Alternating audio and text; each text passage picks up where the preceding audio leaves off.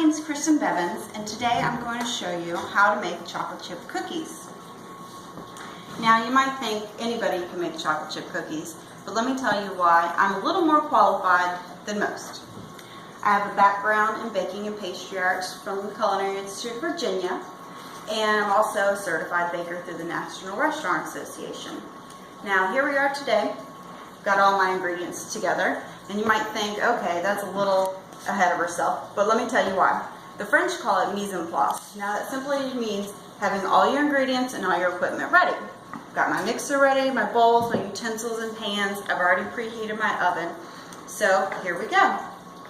First thing we're going to do is we're going to take our butter and our shortening. Now I've got 3.5 ounces of butter and I've got 3.5 ounces of shortening here. These are our fats. Now fats help tenderize our product, whether you're making a cookie or not. And we got sugars here. We've got a white sugar, and then I've also got a light brown sugar. Now if you prefer in your recipe to use just one or the other, that's fine. It's just simply to your taste.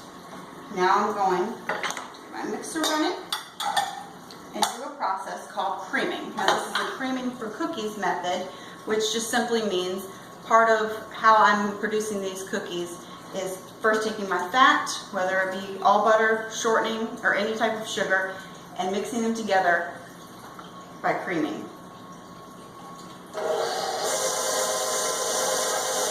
Now as that's going, we're mechanically putting air into our product.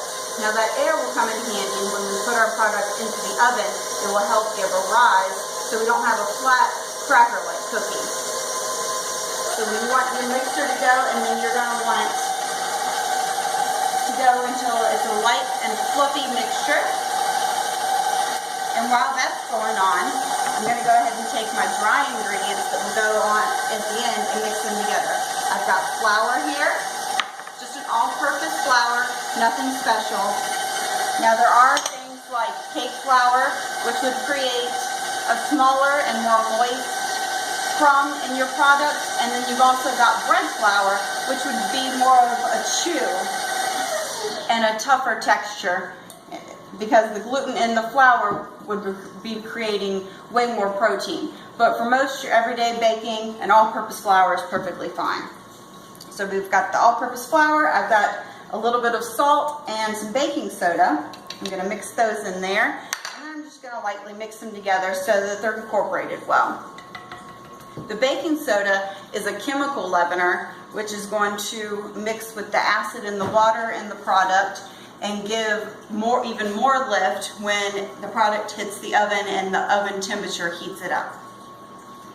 So now that we've got our cookies started here with our creaming process, we're next going to take our eggs. Now our eggs have the yolks, which is another fat also to tenderize our product, and they also have the whites, which create protein and help build your structure within your cookie.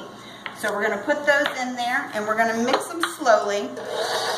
We didn't have a lot of eggs in this recipe, so I went ahead and dumped them in, but sometimes you want to add them slowly so they can fully incorporate and suck in all the moisture.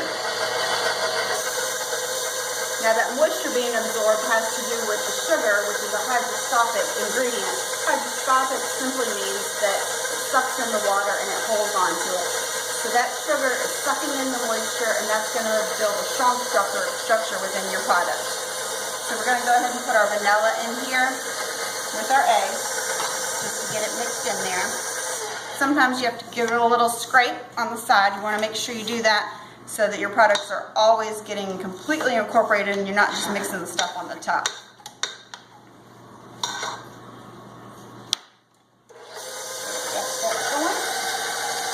Once that gets good and mixed up, we're going to go ahead and add our flour.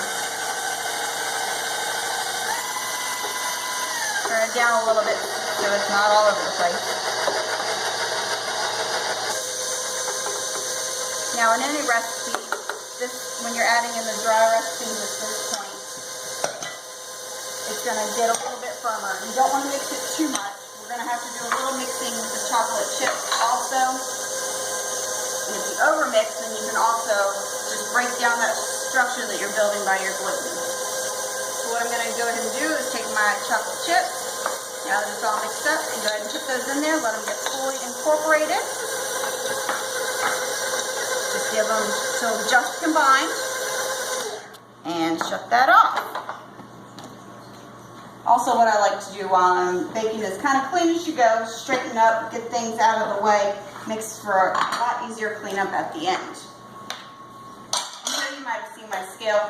This comes in handy also when measuring your ingredients to have precise measurements.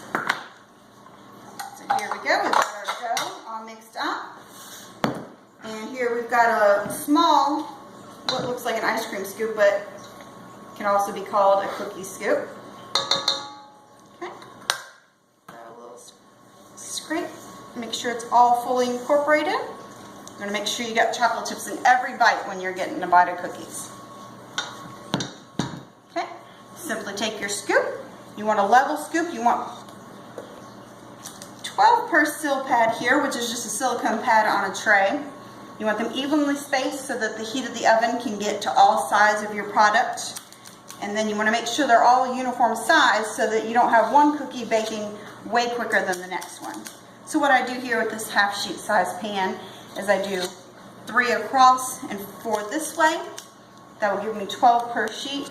This recipe might make a couple sheets worth, which is just perfectly fine because we can share with our neighbors and friends.